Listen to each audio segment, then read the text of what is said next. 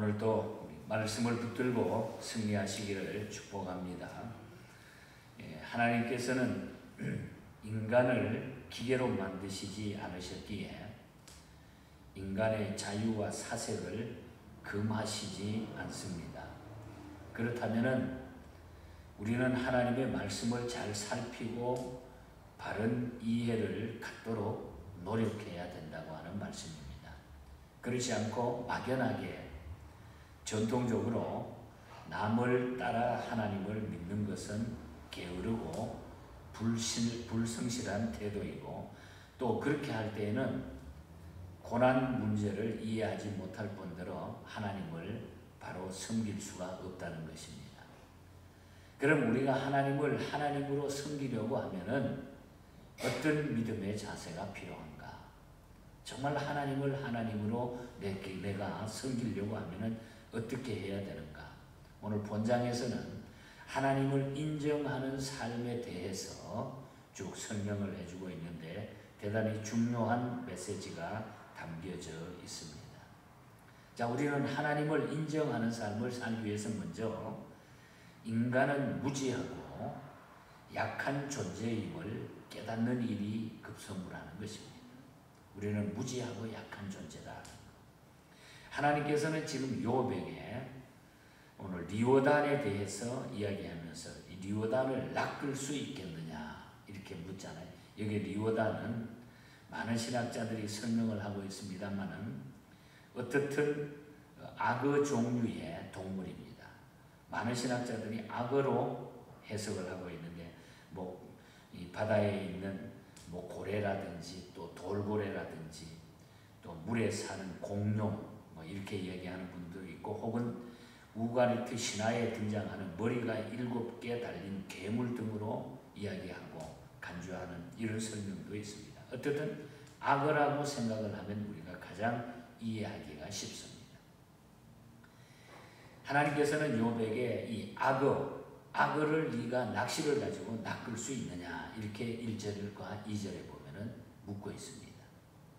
그러나 우리 인간은 다른 동물은 어떻게 다룰 수 있다 해도 악어만은 손댈 수가 없어요. 어제 아침에는 하마에 대한 이야기를 해줬는데 이 악어도 그만큼 하마 이상으로 손댈 수 없는 무서운 이런 동물이라는 거죠.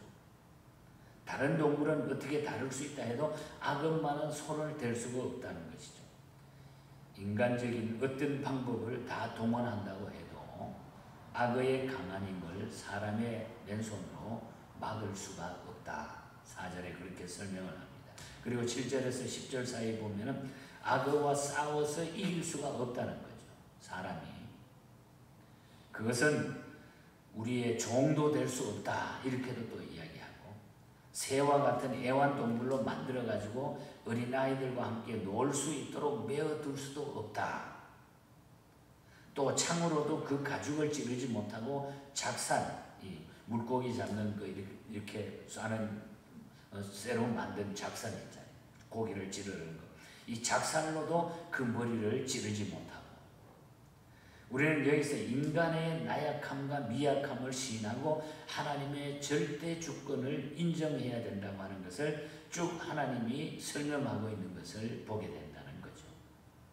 인간이 만물의 영장이라고 하지만은 교만할 때가 많습니다. 하찮게 보이는 동물 앞에서도 자신의 무력함을 인정하는 한계가 뚜렷한 존재라는 사실을 우리가 알고, 만물의 영장이지만 그러나 어떻게 보면 우리 인간은 한없이 약한 존재라고 하는 거죠. 그런데 오늘 이 현대인들은 어떻습니까? 스스로 아는 것도 많고 능력도 무한하다고 생각을 합니다.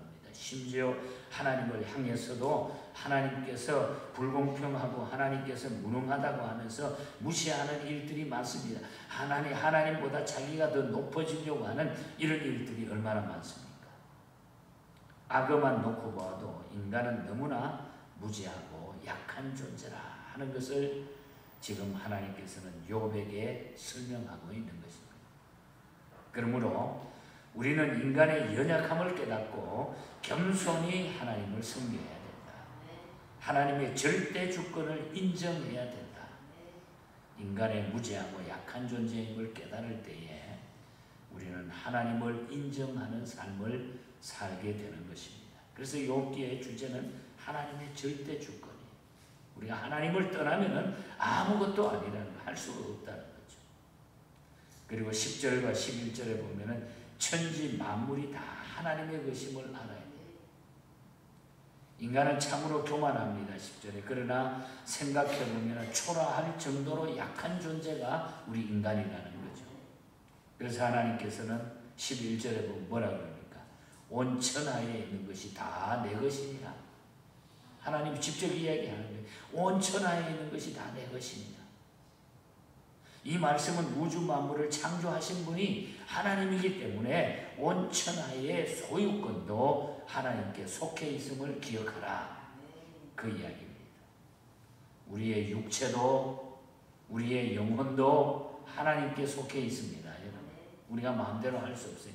모든 것이 하나님께 속해 있음을 인정하는 자는 사도 바울의 고백처럼 온전히 하나님만을 위해서 모든 것을 먹든지 입든지 마시든지 하나님의 영광을 위하여 살 수 있다는 거죠.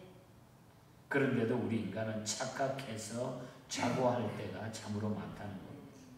조금 배운 지식이나 조금 벌어놓은 재산이나 약간의 재능, 하나님을 위해서 작은 봉사를 하고서도 스스로 위대한 저처럼 자고할 때가 너무너무 많다는 거예요. 모든 것이 다 하나님께. 이거는 착각이에요. 우리가 그거 가지고 따지고 그거 가지고 나를 나타내려고 한다고 합니다. 우리가 가진 모든 것이 하나님의 것이고 하나님께서 주신 것이라. 그래서 재산, 또 자식, 건강, 지식, 명예, 은사, 물질, 그러므로 우리의 생애 전체를 드려 10분의 1이 아니라 우리의 모든 10분의 10이 다 하나님의 것이다. 하나님의 것이다. 세상의 모든 것이 다 하나님의 것이다. 우리가 천지 만물이 하나님의 것임을 우리가 인정할 때에 하나님을 잘 섬길 수 있다. 잘 섬길 수 있다. 그러니까 우리 생명의 주인이 하나님이시기 때문에 우리가 이것을 인정하게 되면은 자동적으로 하나님 앞에 붙게 되면은 모든 문제는 하나님의 문제가 돼. 내 문제가 하나님의 문제가 된다는 거죠. 하나님을 떠나서는, 그래서 하나님은 우리 인간을 하나님의 형상을 담게 만들어 주셨다는 것입니다. 그리고 12절부터 마지막 쭉 34절까지 보면은 배후에서 역사하시는 하나님의 손길을 우리는 그 가운데서 찾으라는 거죠. 역사하시는 하나님의 손길을 항상 우리가 바라봐야 된다. 하나님께서는 욥에게 자신의 한계를 깨닫게 하기 위해 가지고 악어의 큰 힘과 지체와 훌륭한 구조를 설명합니다. 12절에서 17절까지. 또 18절에서 21절에 보면은 인간이 약한 존재인 걸 깨닫게 하기 위해 가지고 공포에 쌓일 만한 악어의 행동에 대해서 쭉 이야기를 해줍니다. 악어가 얼마나 공포에 쌓이게 움직이느냐, 그거 설명을 해주죠. 또한 하나님께서는 피조물인 악어를 예로 들어 가지고 인간의 약함을 강조하는 것은 무엇을 의미합니까? 하나님만을 전적으로 의지하려는데 그 목적을 두고 그것을 설명해 주고 있다는 거죠. 자신의 나약함을 많이 인정하면 할수록 하나님을 더 굳게 의지할 수가 있다는 겁니다. 우리의 나약함을 내가 인정할 때에 더욱 우리는 하나님을 의지하게 된다. 그래서 사도 바울은 로마서 5장 20절에 죄가 더한 곳에 은혜가 더욱 풍성하다 그랬습니다. 따라서 바울은 자신의 연약함을 자랑했습니다.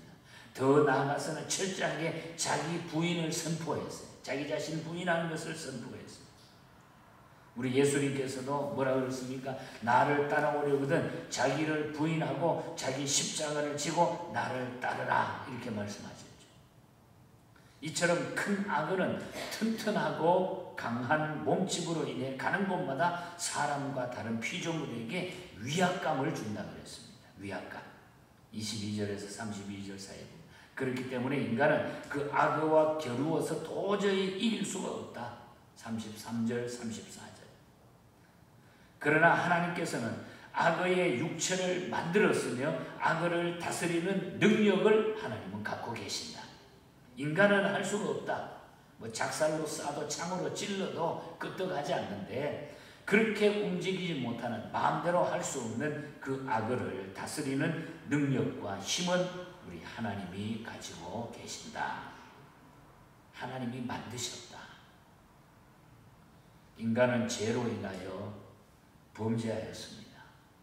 그래서 인간은 육신적인 힘이나 자신의 현실뿐만 아니라 배후에 역사하시는 하나님의 손길을 발견하지 못하고 있는 거예요. 죄 때문에.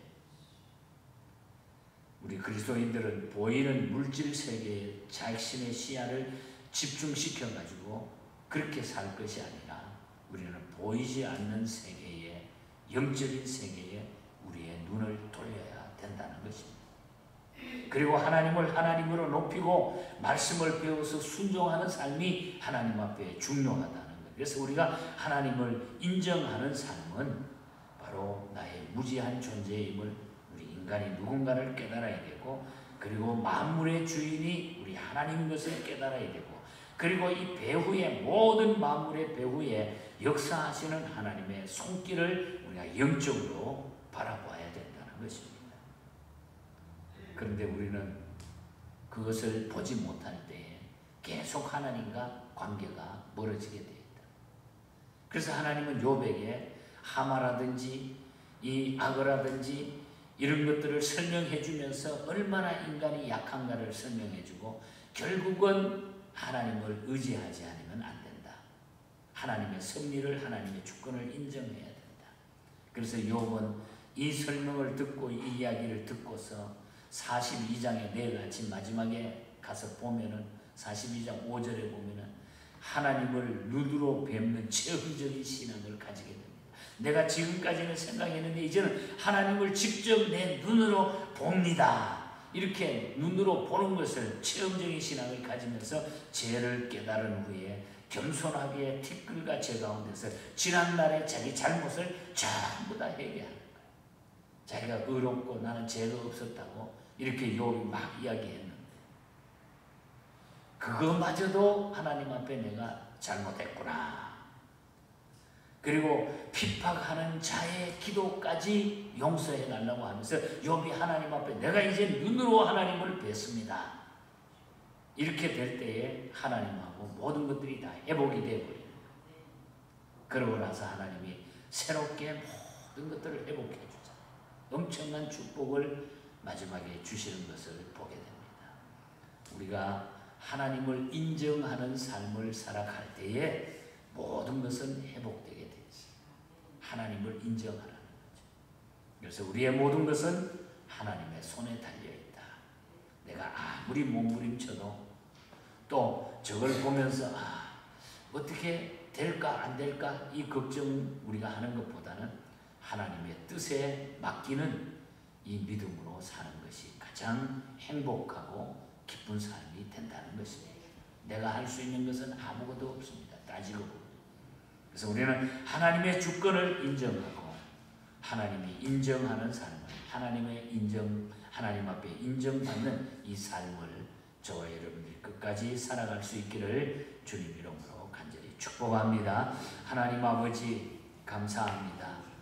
우리가 생각하고 또 생각했던 이 모든 것들을, 우리의 교만 속에 가지고 살았던 모든 것들을 하나님이여 하나님 앞에 솔직하게 내려놓고 하나님께 인정받을 수 있도록 나의 나약함과 연약함을 생각하면서 우리 하나님을 바라보며 우리의 삶을 정리할 수 있도록 늘 함께하여 주시옵소서.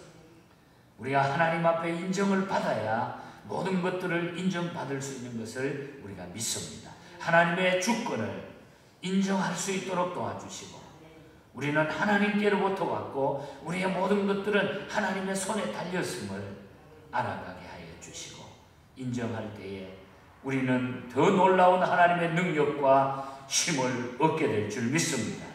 이 믿음으로 이 험준한 이 시대를 승리하게 하여 주시옵소서. 오늘 하루도 이 믿음으로 우리의 모든 삶을 지키시고 인도하여 주시옵소서. 거룩하신 예수님 이름으로 기도하옵나이다. 아멘. 하늘에 계신